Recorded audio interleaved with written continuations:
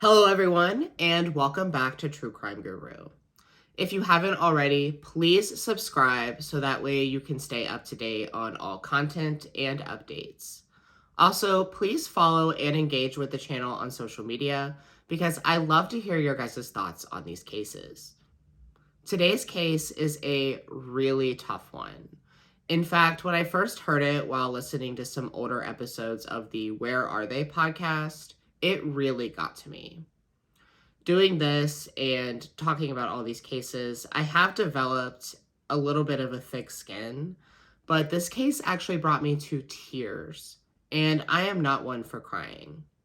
So if this case has the same effect on you, just know that you are not alone.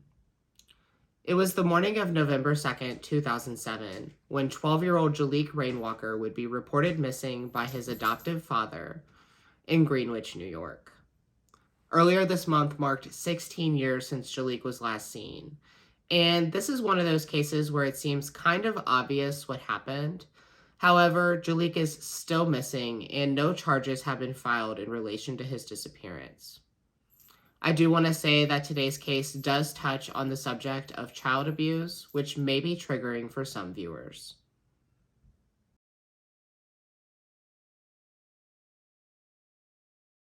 It's an anniversary no one is celebrating. On November 1st, 2007, 12-year-old Jaliek Rainwalker was reported missing by his adoptive father. Stephen Kerr told Greenwich police he believed his son had run away. 5 years later, the search for Jaliek continues.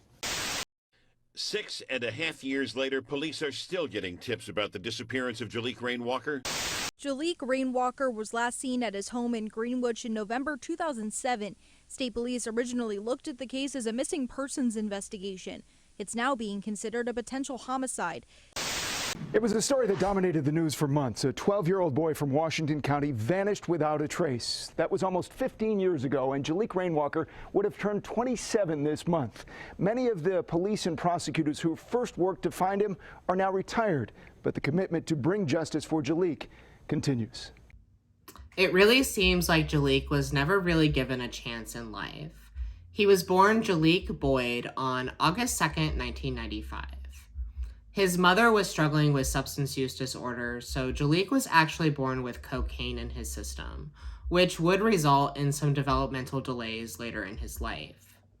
Just 2 days after birth, Jaliek was placed in the foster care system, and unfortunately, like many kids in the system, his early life would consist of being bounced around from home to home. Jaliek was with 6 different families within the first 7 years of his life. Jaliek would be diagnosed with reactive attachment disorder, which makes it difficult to form attachments to others. Dramatic emotional outbursts and temper tantrums are extremely common with children with this disorder. Because of this, Jaliek was classified as special needs, and the families that he would be placed with would actually need special certifications to care for a special needs child. Most of the foster families that Jaliek was placed with have said that he was a difficult child that needed extra special attention.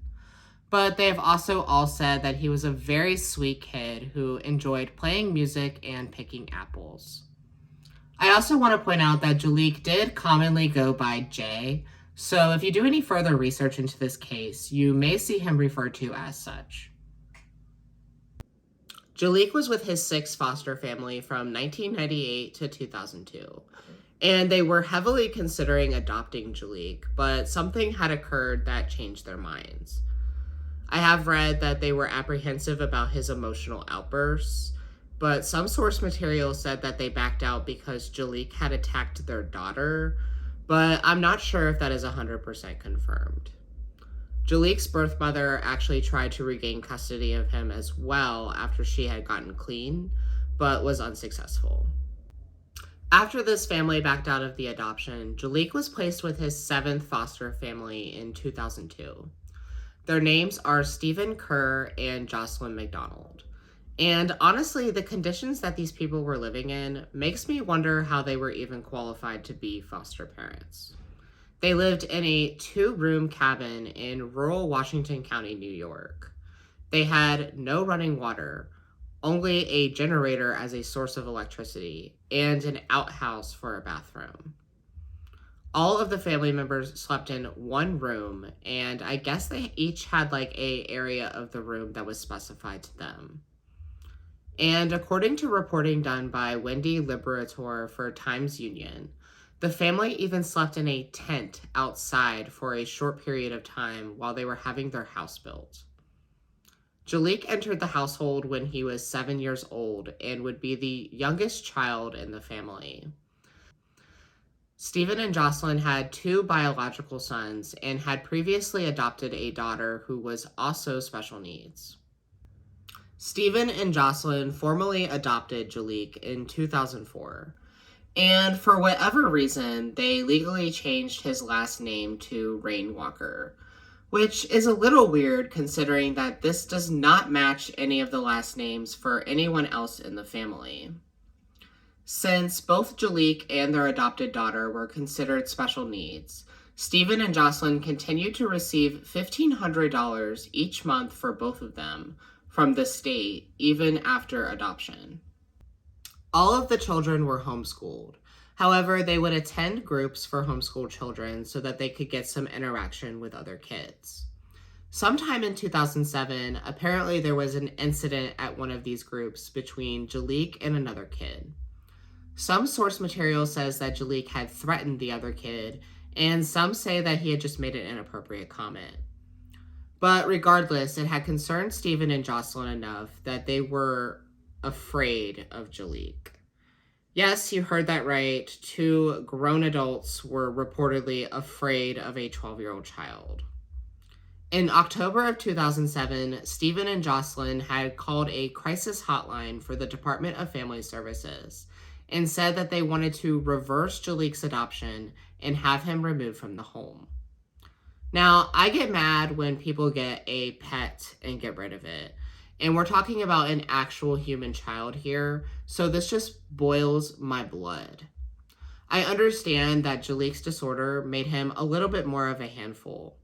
But Stephen and Jocelyn had Jalik for 5 years at this point, so I think they would be pretty familiar with Jalik's behavioral problems.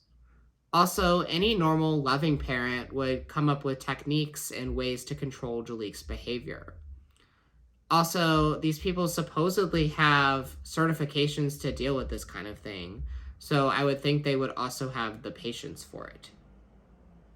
Instead of resorting to the drastic measure of reversing the adoption, DFS suggested to Stephen and Jocelyn that Jalik could go stay in respite care for a short while.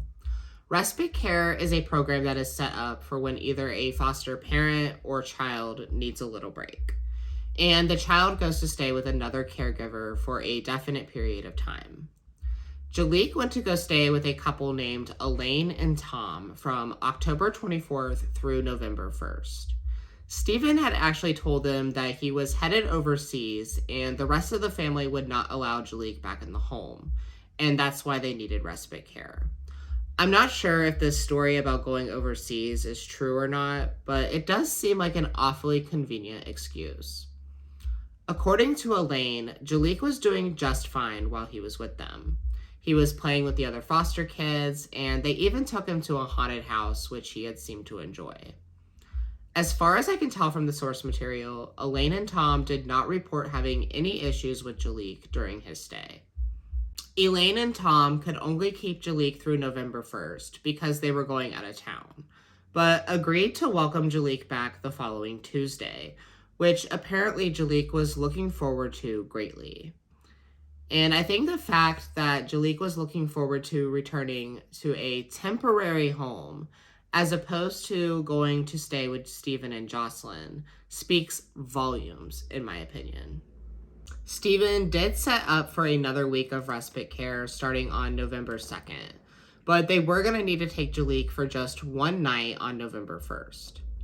Since the rest of the family was quote-unquote afraid of him, Stephen planned to take Jalik to his dad's house in Greenwich for the night, since his dad was out of town at the time. After picking Jalik up from Elaine and Tom's, Stephen took him out to dinner at a Red Robin around 8 p.m., which was confirmed by restaurant staff.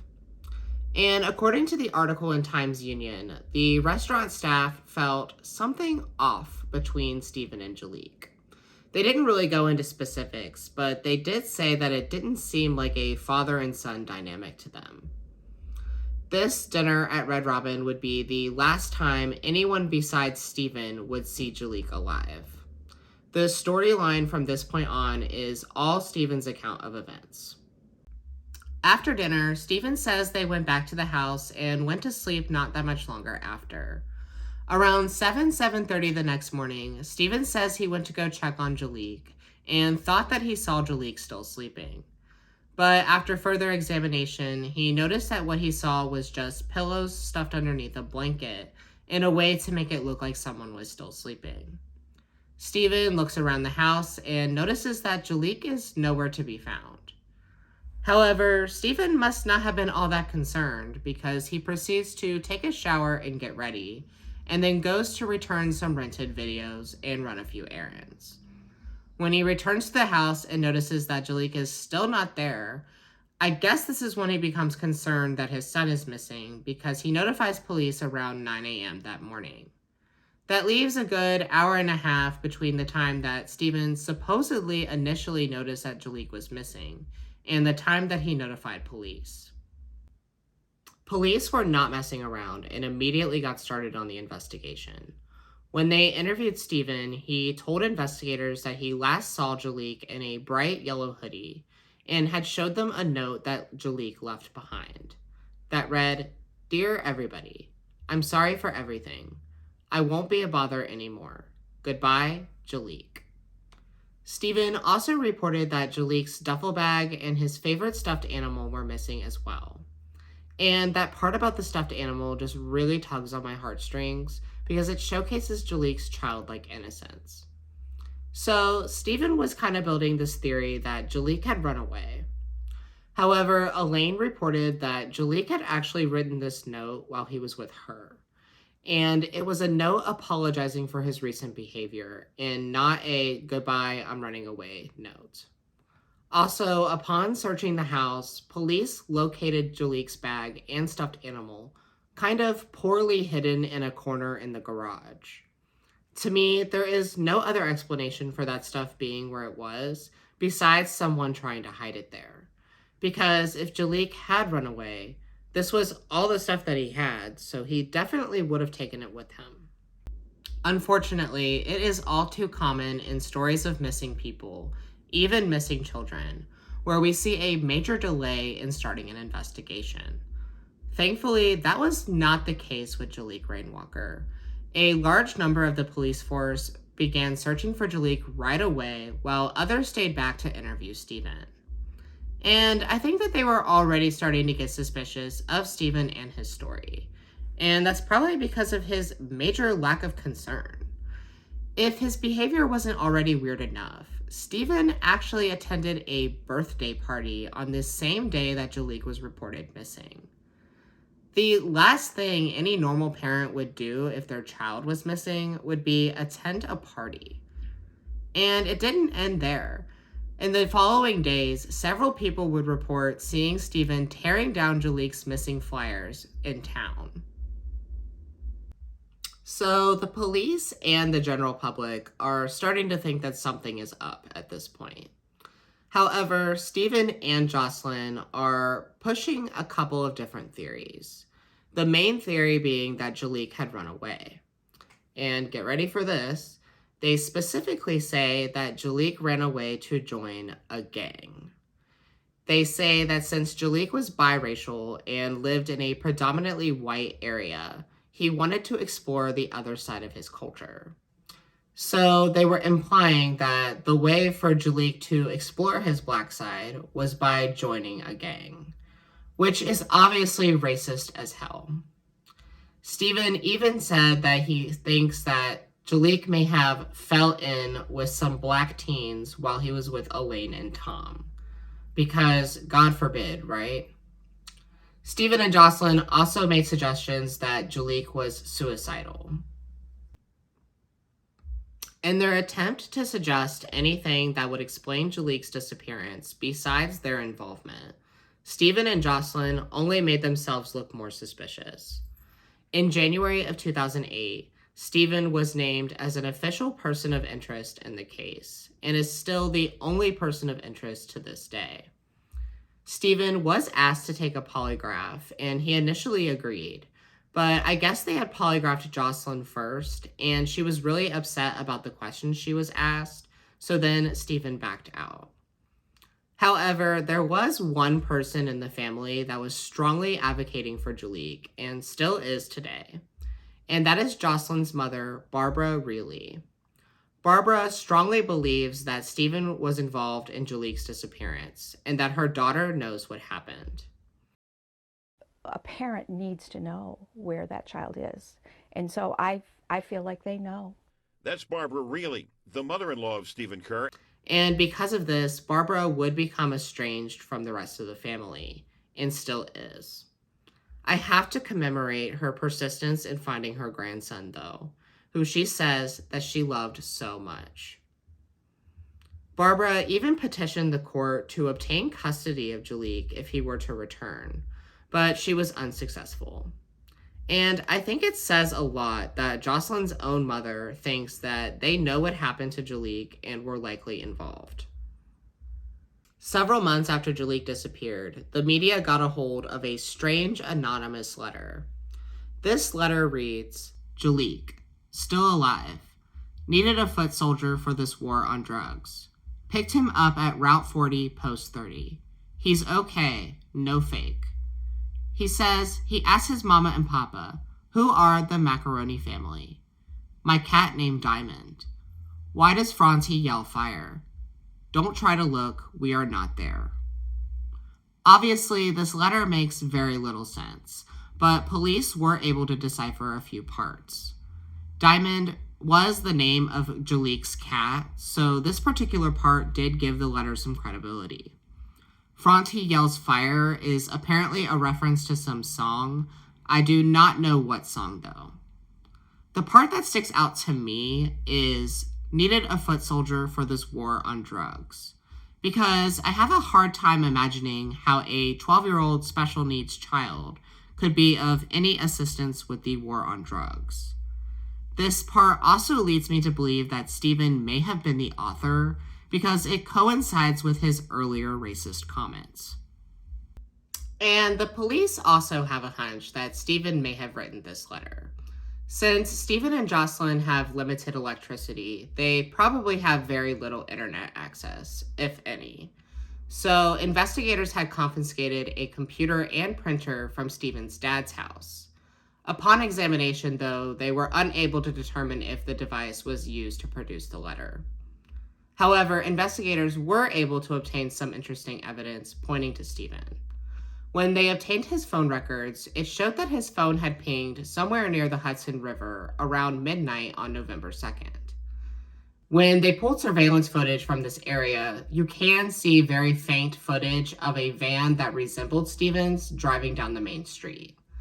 However, this is 2007 we're talking about, so surveillance footage was not as clear as it is today. And they couldn't even see the driver in the footage. So they were unable to 100% confirm that this was Stephen's van. One thing I always find suspicious in cases of missing children is when the parents of the child make an abrupt move from the area. And that is exactly what Stephen and Jocelyn did. Just 4 months after Jaliek went missing, they moved the family to Vermont. And after their move, they have since refused to cooperate with police and have not inquired about the investigation. Barbara took it upon herself to do some investigating of her own. After Stephen and Jocelyn left, she decided to break into the cabin that they still owned, hoping that she would find anything that would lead to answers for Jaliek. And what she found in Jaliek's section of the room that they all shared was the bright yellow sweatshirt that Stephen had told police Jaliek was last wearing. Barbara's heart sunk to her stomach as she realized that all this time, everyone has been looking for a 12-year-old child in a bright yellow hoodie that was in her daughter and son-in-law's possession the whole time. This sweatshirt is what was listed on all missing persons posters and websites. Strangely, it is actually still listed on the FBI's website and several other major organizations for missing persons. There have been many sightings of Jaliek Rainwalker over the years, but none of them have ever been confirmed. Investigators were able to track down Jaliek's biological mother, and she has been extremely cooperative, even providing her DNA. In 2012, Jaliek's case was reclassified as a presumed homicide and remains that way today. A lot of people have wondered how Stephen has not been charged in the case, and rightfully so. However, at least from the evidence that has been released to the public, it is extremely circumstantial. And of course, it is possible to prosecute a case with only circumstantial evidence, but I would agree that the evidence that they have is just a little too circumstantial and leaves a lot of room for reasonable doubt. Also, not having Jaliek's remains poses a potential problem in that aspect as well. Even so, I do believe that this case is extremely solvable. It just needs that one tip or that one piece of evidence. Regardless, the search for Jaliek continues. Investigators continue to actively work this case today as if it just happened. Even as late as 2022, there was a major search conducted throughout 40 acres of woods, but unfortunately nothing came of it. The community continues to hold out hope for Jaliek as well. I joined the Facebook group Justice for Jaliek Rainwalker, and this Facebook group is extremely active with about 5,500 members and posts just about every single day dedicated to Jaliek. This group actually raised $2,000 to have a bench dedicated to Jaliek Rainwalker at Gannon Park in Greenwich, New York. I highly encourage, if you are ever in the area, to stop by and pay your respects to Jaliek. It's honestly so amazing to see that so many people are still advocating for this kid, even 16 years later. When you consider the theories in this case, the most prevalent theory is that Stephen Kerr did something to Jaliek. This would be the theory that I lean the most towards as well. Stephen's behavior in his story is just so suspicious. And when you consider the timeline of things, it just makes this theory make more sense. I mean, Stephen and Jocelyn were considering reversing Jaliek's adoption, and they were told to try respite care instead. And the very night that they get him back, Jaliek disappears. The only question is why? Why would anyone want to cause harm to such an adorable, sweet little boy? If you're like me, you're probably wondering if there was any abuse in the Kerr McDonald household, because it is all too common that we hear about abuse within the foster care system. The only allegations of abuse have come from Barbara, which, if you're asking me, she's a pretty credible source.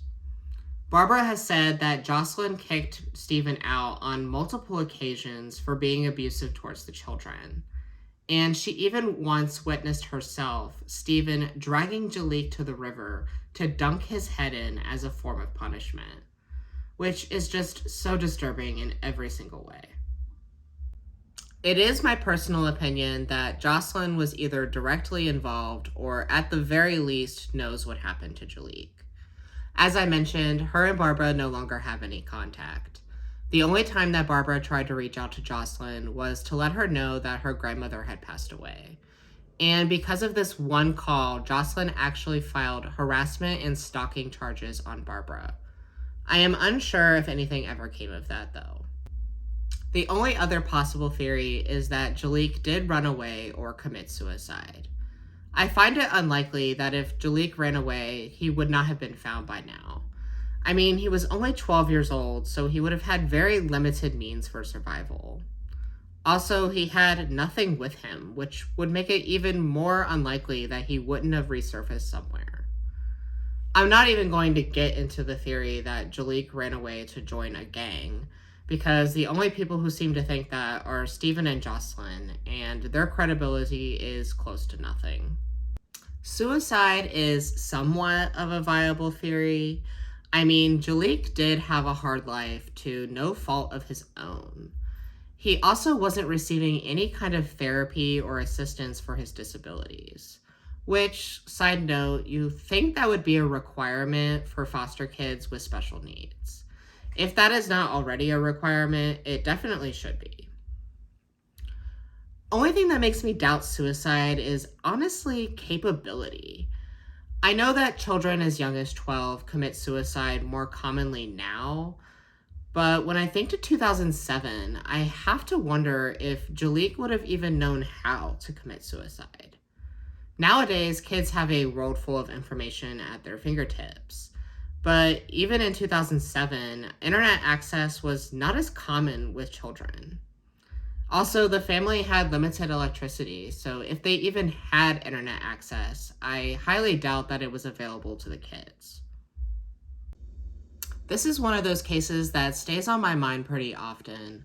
I find it unfathomable that anyone would want to harm such a sweet and innocent child. This case also really showcases the flaws in the DFS system. This isn't the first missing child case that I've heard involving the foster care system, and it unfortunately will not be the last. This case actually reminded me a lot of a local case to me here in Cincinnati, and I probably will do an episode on this case at some point because it is yet another example of the flaws in the system. In 2006, 3-year-old Marcus Feisel, who was also a special needs child, was left trapped in a closet bound with duct tape while his foster parents went out of town for several days. He did unfortunately die, and his foster parents were found guilty of the crime. I could go into a lot of details about the flaws in the foster care system, but that is a topic that I couldn't even cover in 5 or 6 episodes. I do really hope that the state of New York has made some changes since Jaliek Rainwalker went missing in 2007. I do highly encourage everyone to join the Justice for Jaliek Rainwalker Facebook page. It is just so enlightening to see so many people showing support for Jaliek on a daily basis. At the time of his disappearance, Jaliek Rainwalker was 12 years old, had curly brown hair with blonde highlights, and green eyes. He was 5 foot 6 inches at the time and 105 pounds. Jaliek is biracial, black and white, and also may go by Jay. If you have any information regarding the disappearance of Jaliek Rainwalker, please call the New York State Police at 1-800-448-3847, or you can send an email to crimetip@troopers.ny.gov. And if Stephen Kerr or Jocelyn McDonald are watching, I beg that you come forward with the truth about Jaliek. 16 years is a long time to have something like that weighing on your shoulders. So please, bring resolution to Barbara, the community of Greenwich, and the thousands of others that are still holding out hope every day that the truth will come to light. Because it always does. Thank you everyone for watching and hearing Jaliek's story. If you enjoyed this video, please hit the like button and utilize those comments because I love to hear your guys' thoughts. Also, if you haven't already, please subscribe. Subscribing will ensure that you stay up to date on all content and updates. Subscribing also helps support the channel and our mission. If you have a case that you think I should cover, please do not hesitate to reach out to me on social media, or you can always email me at truecrimeguruchannel@gmail.com. Don't miss it next week when I discuss the mysterious death of Angela Barentine, who went missing the night before Thanksgiving, only to be found nearly a year later under very suspicious circumstances. So please join me next Sunday as I delve into this mysterious case.